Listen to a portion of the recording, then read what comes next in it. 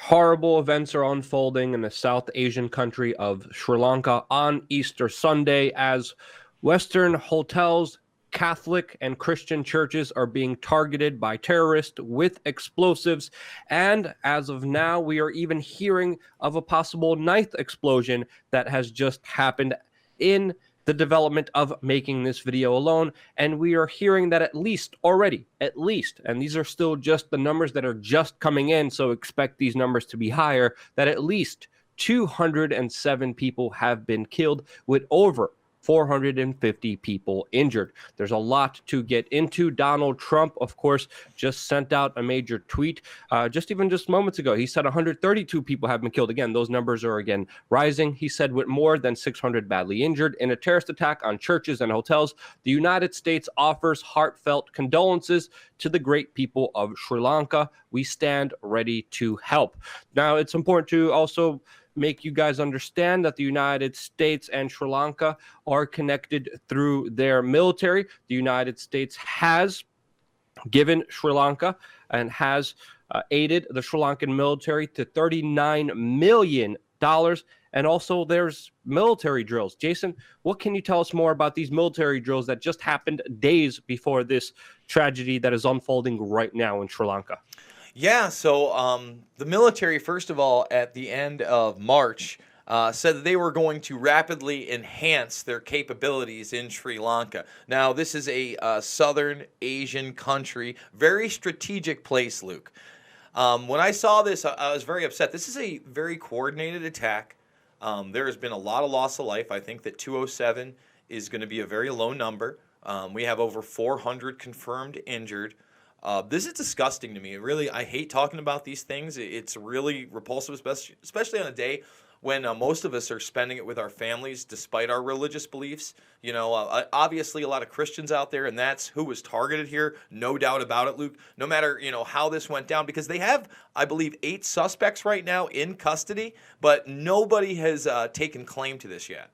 Exactly, and there's still more explosives happening as we're just making this video alone, which shows you the scale of this thing is going to be vast. This is a major, huge event, and it's happening on Easter Sunday for a very specific reason. You can see the targets that are selected here for a very specific reason. Evening Eastern services have been canceled all throughout Sri Lanka, and you mentioned, Sri Lanka is a very strategic place for the United States to counter, of course, China. China has, of course, bigger geopolitical hegemonic goals to be a main influencer, to be a main power. The United States, of course, is countering that and, of course, supporting all the countries surrounding China, and Sri Lanka is one of them. And this is a major deal, what just happened. I mean, we're not only hearing about several UK citizens, but also American citizens that have been killed during this attack. We're seeing that as of now, these are just still, again, just the initial reports. 5 British citizens and 2 joint U.S. citizens are among the 207 dead from this attack that, of course, is targeting Christians. It was a TV chef and daughter also named as victims of suicide bombers who hit churches and 5-star hotels.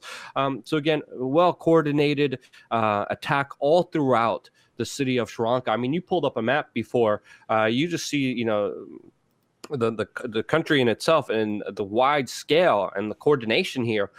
This is a sophisticated attack, to say the least. What else? What other information is kind of glaring to you from everything that you're seeing? Well, obviously, with suspects in custody, with this being a coordinated attack that was obviously successful, Luke, and with our military presence literally running a drill over the last several days now, starting on the 19th with them, if this is Islamic terror, which obviously seems like it'll be the narrative, right? I mean, Christians were targeted. I can't imagine that it won't be portrayed as extremism no matter what happened, right?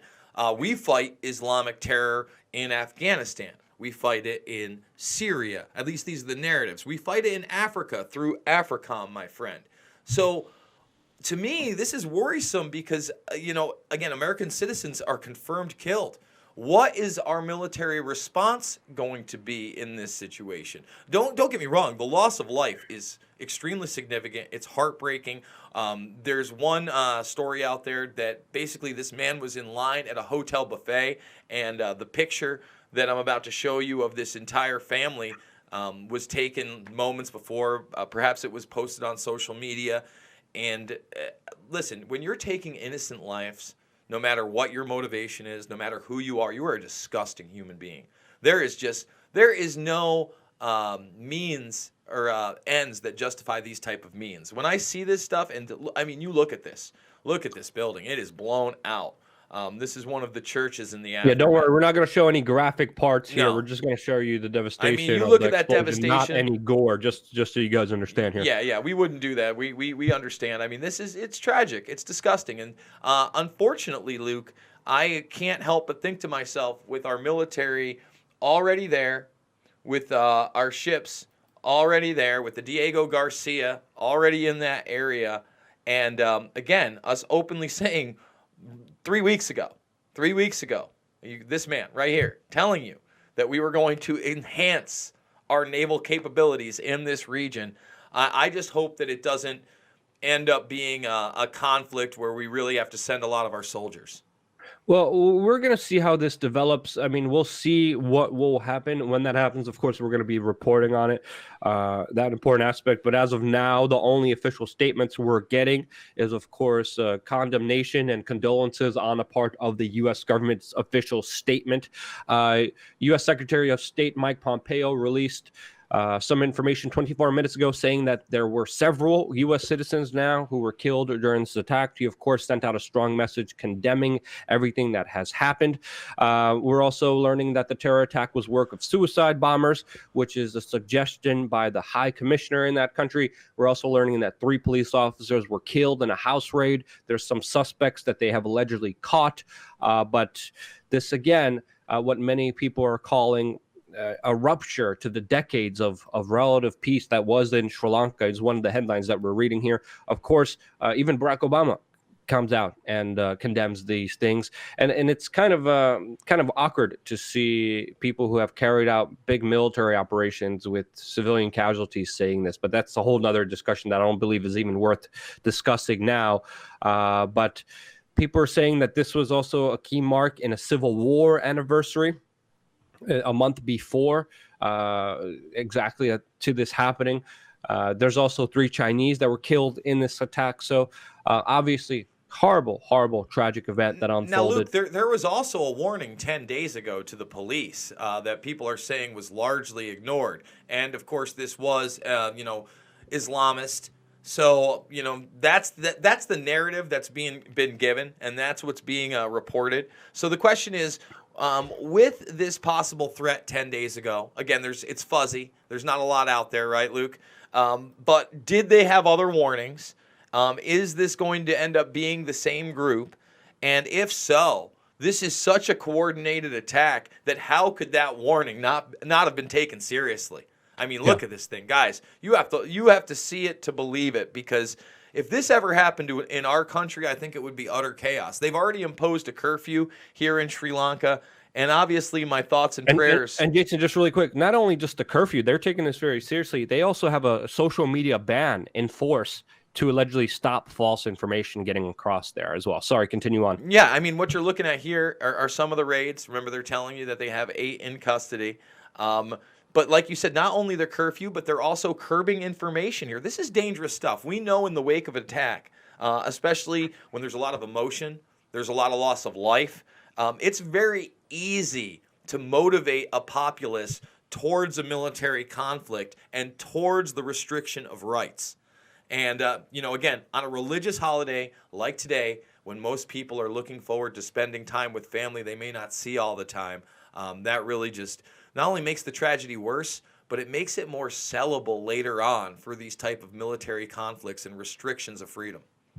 Well, there has been a lot of clashes, a lot of sectarian violence inside of Sri Lanka, especially in 2009 during what people are describing a civil war. So that does need to be addressed in this particular video as well. We're going to keep you guys updated as much as we can on the specific details. I believe, Jason, unless there's something else you want to interject here, we got over the main kind of basic points here, but obviously this is going to be a big event. Obviously, this is garnering a lot of coverage and pushing the kind of clash of civilizations narratives that we have seen pushed by, of course, the media out there. And we're going to see how fast this gets. We're going to see how big this gets. We're going to see the larger implications of it and keep a close eye on it. Anything else you want to say? And do you want to close it off here, Jason? Yeah, folks, I just hope that we're all keeping an eye on this, and the thoughts and prayers of the victims are in our minds and thoughts. Please, I mean, I hate reporting on stuff like this. Guys, we do 4 videos a day. Sucks when we have to report on news like this, but at least we're reporting it in an honest manner and not trying to skew it in any way, shape, or form. We're telling you that we have some kind of inside information. We're showing you all the facts and our concerns when something big like this happens. So please, give WeAreChange and PulseChange a subscribe. We're doing 4 videos a day over those 2 platforms. Ring that bell and, hug your family and friends for me. How about doing that? We'll see you soon.